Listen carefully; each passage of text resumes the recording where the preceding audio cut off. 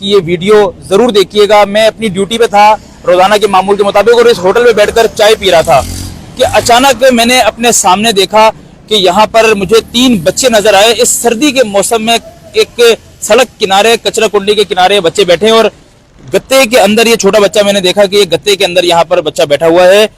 आज मैं यहाँ कोई सहाफत नहीं कर रहा, ना ही मैं कोई ऐसी स्टोरी करने जा रहा हूँ कि मुझे इस पे शायद व्यूज मिलेंगे। सिर्फ और सिर्फ मैं कहानी ये सुनना चाहता हूँ उस बच्ची की ज़बानी कि आखिर किस नहेज पे जो इनको लाकर यहाँ पर बिठाया गया है, बात क्या है। अस्सलाम वालेकुम बेटा। वालेकुम सलाम। क्या नाम है आपका? ईशा। ईशा, ये भाई हैं आपके दोनों? हाँ, ये दोनों मेरे भाई हैं। क्या नाम है इनका? इसका मेरे बड़े वाले भाई का सुदला और छोटे वाले का अली वारिस। अच्छा, आप लोग यहाँ पर क्यों बैठे हुए हो? हमारी मजबूरी है, मेरे अब्बू को डिसमिस कर दिया है उसने। आईजी ने, आईजी को पास बोल रहे हैं तो आईजी बहाल करे। आईजी जो पहले वाला था उसने आपके अब्बू सिंध पुलिस में है? हाँ, वो सिंध पुलिस में है। क्या नाम है उसका? अमानुल्लाह।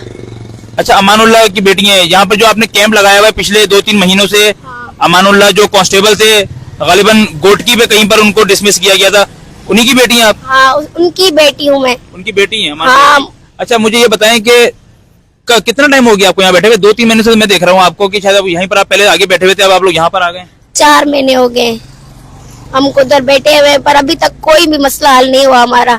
अच्छा, मसला क्या था? हमने जो चीज सुनी खबरों में आई वो ये चीज थी कि आपके वाले साहब ने छुट्टियां की थी, उसके ऊपर उनको डिसमिस किया गया था। छुट्टियां इस वजह से की थी क्योंकि मेरी अम्मी को फालिज हो गया था और मेरी अम्मी एक कोमा में चली गई थी 2.5 महीने 3 महीने, तो करने वाला कोई भी नहीं था।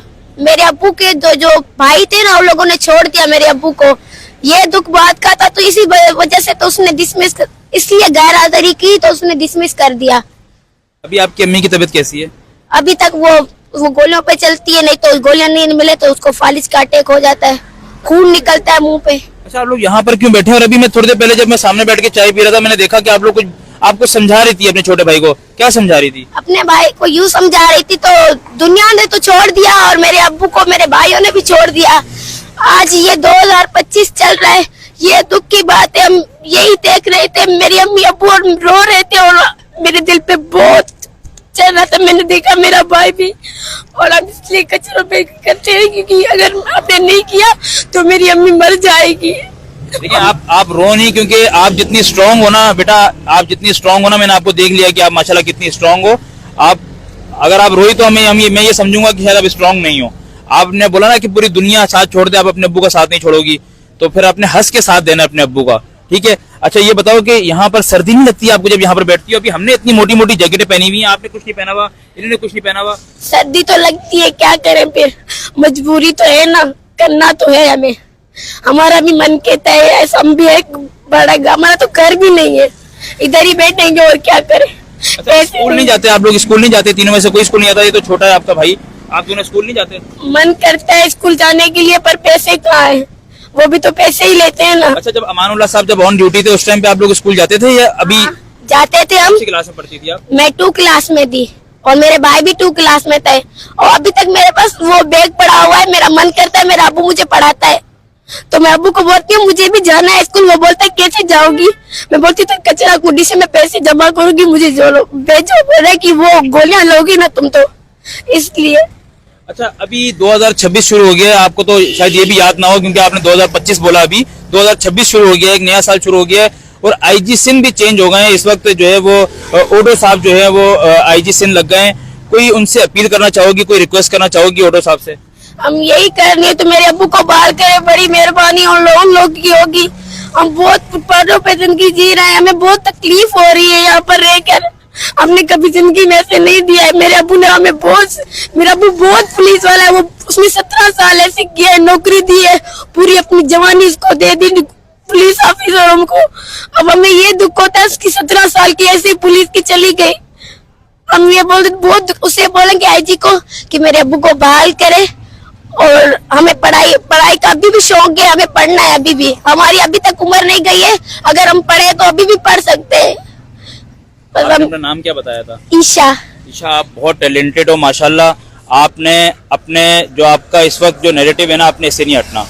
जो चीज आपने सोची हुई है ना, आपने इस बात पे कायम रहना। इंशाल्लाह कोई ना कोई जरूर बेटा जरिया बनेगा। अगर जावेद आलम ऑटो साहब जरिया बन सकेंगे तो अल्लाह पाक उनके जरिए से ये काम करवा देंगे। अगर वो नहीं जरिया बन सकते तो इंशाल्लाह कोई और मदद आएगी। आप लोगों ने आपने ऐसे ही अपने भाइयों का ख्याल रखना है, ठीक है, आपने ऐसे अपने भाइयों का ख्याल रखना है।